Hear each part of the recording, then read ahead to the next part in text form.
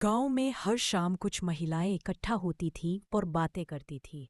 एक दिन 3 महिलाएं वहां बैठी और अपने अपने बेटों की पत्नियों की बातें करने लगी। पहली महिला बोली, मेरी बहू का तो कोई जवाब नहीं।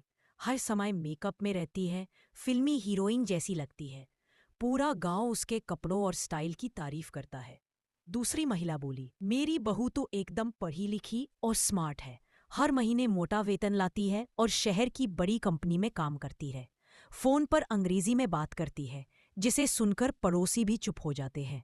तीसरी महिला मुस्कुराई और बोली, मेरी बहू तो बस घर की है।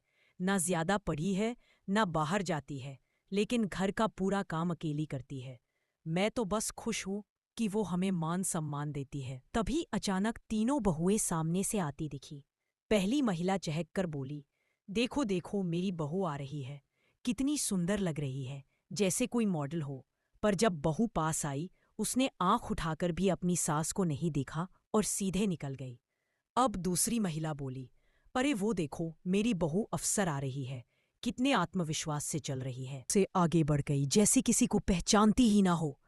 अब तीसरी बहू आई, सादे कपड़े, माथे पर बिंदी, हाथ में थैला।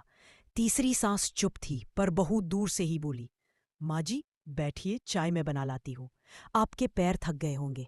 वो उनके लिए पानी लाई, पंखा झलने लगी और पैरों पर हल्का तेल मलने लगी। यह सब देखकर बाकी दोनों महिलाएं चुप थीं। तभी पास बैठी एक बुजुर्ग दादी बोली, जिस घर में बहू संस्कारों की मूरत होती है, वहां भगवान खुद निवास करते हैं।